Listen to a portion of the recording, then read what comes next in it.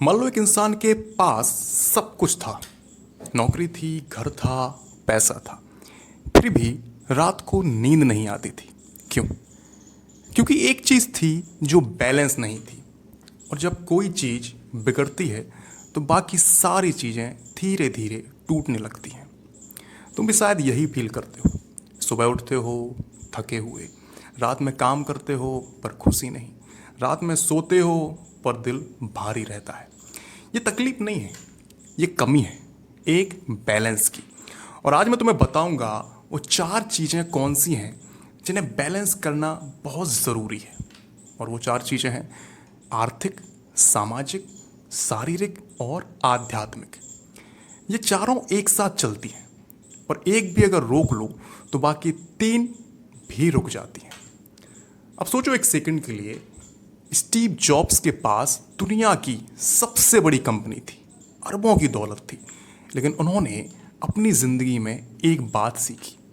Jobs ने कहा था, कब्रिस्तान में सबसे अमीर आदमी होना मुझे कोई फ़र्क नहीं पड़ता, रात को सो जाना ये सोच के कि आज कुछ अच्छा किया है, बस यही ज़रूरी है मेरे लिए। मतलब सिर्फ पैसा कमाना काफ़ी नहीं है, जो ज़िंदगी तुम जी रहे हो उसमें कुछ अच्छा होना चाहिए। आज ये अच्छी चीज़ तब आती है जब ये चार चीज़ें बैलेंस में होती हैं। अब सीधी बात करते हैं। पहली चीज़ होती है आर्थिक। आर्थिक का मतलब होता है पैसा कमाना, बचाना और बढ़ाना। ये सबसे पहले इसलिए आता है क्योंकि बिना पैसों के बाकी तीन चीज़ें बहुत मुश्किल हो जाती हैं। अगर आपको डॉक्टर के पास जाना है तो पैसे चाहिए, घर में सुकून चाहिए, पैसे चाहिए, अपने लोगों के साथ अगर वक्त बिताना है तब भी आपको पैसा ही काम आता है। लेकिन यहाँ एक बात ध्यान दो, लोग सिर्फ कमाते हैं, बचाते नहीं, या बचाते हैं तो बढ़ाते नहीं। रतन टाटा जी ने एक बात कही थी, दौलत और ताकत मेरे लिए सबसे ज़रूरी चीज़ें नहीं हैं।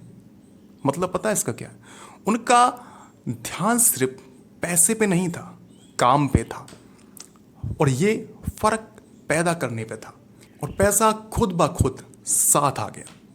ये बात एग्जैक्टली यहाँ लागू होती है। आर्थिक बैलेंस का मतलब ये नहीं है कि तुम सिर्फ पैसों के पीछे भागो। मतलब है थोड़ा एसआईपी में लगाओ। एसआईपी का मतलब होता है सिस्टमैटिक इन्वेस्टमेंट प्लान। मतलब हर महीने थोड़ी सी राशि अपने आप एक जगह जमा होती जाती है। एक इमरजेंसी फंड बनाओ। इमरजेंसी फंड का मतलब होता है 3 से 6 महीने का खर्चा एक अलग अकाउंट में रखा होना। आप एक इंश्योरेंस लो। इंश्योरेंस का मतलब होता है टर्म इंश्योरेंस, मतलब सस्ते दामों में अपने परिवार को सुरक्षा मिल जाती है। ये तीनों काम करो, आर्थिक चीज आपकी अपने आप बैलेंस हो जाएगी। अब एक और काम की बात करते हैं, नंबर दूसरी चीज यानी सामाजिक। सामाजिक मतलब रिश्ते, परिवार, दोस्त, लोग। ये सुनने में अजीब लगेगा कि रिश्ते खुशी से कैसे जुड़े होते हैं, लेकिन हार्वर्ड यूनिवर्सिटी ने 1938 में एक खोज शुरू की थी और ये खोज आज भी चल रही है। 80 साल से ज़्यादा हो गया है। उन्होंने हज़ारों लोगों की ज़िंदगी के हिसाब रखा और जवाब सिर्फ एक था, अच्छे रिश्ते ही हमें खुश और तंदुरुस्त रखते हैं। और ये लोग नहीं जानते कि अकेले जीतना दुनिया की सबसे मुश्किल चीज़ है। तुम ईएमआई भर रहे हो, काम कर रहे हो, लेकिन घर में किसी से बात नहीं, दोस्त है नहीं या वक्त नहीं। ये एक खालीपन है। इसीलिए सामाजिक बैलेंस का मतलब हर हफ्ते अपने किसी के साथ वक्त बिताओ, बिना फ़ोन के, बिना काम के, बस साथ बैठ जाओ। तीसरी चीज़ आती है शारीरिक। शारीरिक मतलब तुम्हारा शरीर, जो तुम्हारी ज़िंदगी की सबसे बड़ी दौलत है, लेकिन इस दौलत पर हम सबसे कम ध्यान देते हैं। धीरू भाई अंबानी ने 69 साल में दुनिया छोड़ दी थी। 2002 में उन्हें इंतकाल हो गया था। इतनी बड़ी पैसा, रुपया, सारी शोहरत शरीर के बिना काम नहीं आती। अब एक सेकंड के लिए सोचो, अगर बीमार पड़े हो, न काम होगा, न पैसा आएगा, न रिश्ते संभाल पाओगे, सब एक सेकंड में रुक जाता है। शारीरिक बैलेंस का मतलब रोज 30 मिनट चलना, 7 से 8 घंटे तक सोना, पानी पीना और कम से कम 2 लीटर पानी या 3 लीटर डेली पीना। एसआईपी अगर निवेश है तो ये आदत भी एक निवेश है अपने शरीर में। और अब वो चीज़ जो सबसे ज़्यादा अनदेखा कर दी जाती है, चौथी चीज़ यानी आध्यात्मिक। आध्यात्मिक मतलब अंदर की आवाज़, अपने आप से जुड़ना, सुकून ढूंढना। ये मंदिर जाने की बात नहीं है, इसका मतलब है रोज कुछ देर के लिए सब बंद करो, फोन बंद करो, बाहरी लाइफ से जो शोर होता है उसको बंद करो, डरना बंद करो, सिर्फ बैठ जाओ, सांस लो और वो भी गहरी गहरी सांसें लो। सोचो मैं क्या कर रहा हूँ, ये सब मैं मतलब अपने अंदर की आवाज़ को सुनो। स्टीव जॉब्स रोज ध्यान करते थे और ये ध्यान उनकी ज़िंदगी का हिस्सा था। उन्होंने कहा था अगर तुम बस चुप बैठ के अपने मन को देखते रहो तो पता चलता है कि मन कितना बेचैन रहता है, लेकिन धीरे धीरे वो शांत हो जाता है। और जब शांत हो जाता है तब समझ खिलने लगती है, तब चीज़ें ज़्यादा साफ दिखती हैं। ये बात एग्जैक्टली यहाँ फिट बैठती है। आध्यात्मिक बैलेंस का मतलब रोज 10 मिनट सिर्फ अपने लिए, कोई खर्चा नहीं, कोई औजार नहीं चाहिए, सिर्फ वक्त चाहिए।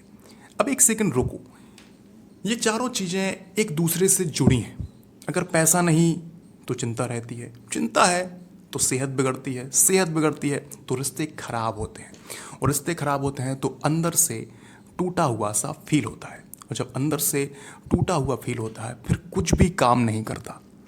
ये एक राउंड चक्कर है और इस चक्कर को तोड़ना है तो सब कुछ एक साथ ध्यान देना होगा। अब कुछ गलतियां जो हम समझेंगे, जो हम करते हैं। पहली गलती, सिर्फ एक चीज पे ध्यान देना। लोग या तो सिर्फ पैसों में घुसे जाते हैं, या सिर्फ कसरत करते रहते हैं, या सिर्फ ध्यान में लगे होते हैं, बाकी सब चीजें छोड़ देते हैं। और जब एक चीज ज्यादा हो जाती है तो बाकी 3 चीजों में कमी रह जाती है।